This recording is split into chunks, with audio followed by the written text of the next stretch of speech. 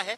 Bench ने 4 point को है रेज किया उसमें। बेंच ने पहले कहा कि नोटिस तो हम इस पे इशू करेंगे, जो सॉलिसिटर जनरल है उसको कहा कि हम आपको नोटिस इशू करते हैं, ठीक है, नोटिस इशू करेंगे हम, लेकिन हम इसके ऊपर ये कोई पार्लियामेंट एक्ट बनाती है तो उसके ऊपर स्टे नहीं लगाते हैं। लेकिन ये एक्सेप्शनल केस है, ये केस एक एक्सेप्शनल केस है जिसके लिए हम इस पे इंटरिम स्टे देंगे, हम इस पे इंटरिम रिलीफ देंगे। इंटरिम रिलीफ जो है कोर्ट ने ये कहा कि हम अभी डिक्टेट करा रहे हैं इंटरिम ऑर्डर, उसमें उन्होंने हमें क्या क्या रिलीफ दिया। पहला रिलीफ दिया कि एक्स ऑफिशियो को छोड़ करके बाकी जो भी मेंबर होंगे वो सब मुस्लिम होंगे, ये हम लगाते हैं। दूसरी चीज, जो कलेक्टर अगर जाकर के सर्वे करता है तो वो कलेक्टर जाके सर्वे करने से पहले कोई उसका नेचर नहीं चेंज कर सकता और करने से पहले हमारे यहाँ एप्लीकेशन लगाएगा इस कोर्ट में आके।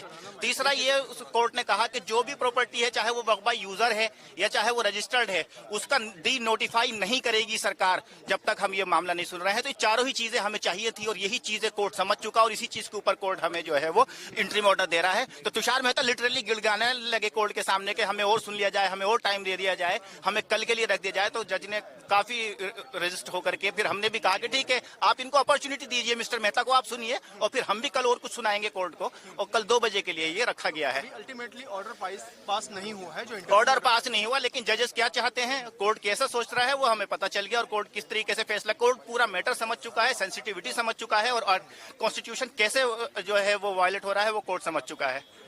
अच्छा, नोटिस इशू किया गया है, कुछ इस तरीके की बात सामने आई है या कुछ एफिडेविट वगैरह फाइल करने को कहा गया है? नहीं, अभी क्या है, कल डिसाइड कोर्ट ने कहा कि मिस्टर मेहता हम आप नोटिस इशू करेंगे और आप जो है जवाब दे दीजिएगा। तो मेहता ने खुद कहा कि सर आप मुझे इशू कर दीजिए, हम 15 दिन में इसको सुन के 15 दिन के अंदर हम एफिडेविट ले आएंगे, डे टू डे आप इसको सुन लीजिए, आप स्टे मत लगाइए। जज ने कहा कि नहीं, स्टे लगाना जरूरी है, इंटरिम रिलीफ देना जरूरी है, because it's an exceptional case. जी, तो कल हो जाएगा इंशाल्लाह। बाकी पिटीशन जो है मुजीबुर रहमान साहब, उसको कब सुनने की बात कही है कोर्ट ने? वो तो इसके साथ कनेक्ट हो जाएंगी। जज साहब ने ये कहा है कि जिसकी पिटीशन आज 11 बजे तक आ गई थी उसको आज सुना गया है। कुछ लोगों ने मेंशन की अपनी पिटीशन, उनको जज साहब ने नहीं सुना है, कोर्ट ने नहीं सुना उसको। वो नेक्स्ट जो है जब वो लिस्टिंग होगी, स्क्रूटनी पार करके जब आएगी तब उसको देखा जाएगा। कल 2 बजे? कल 2 बजे।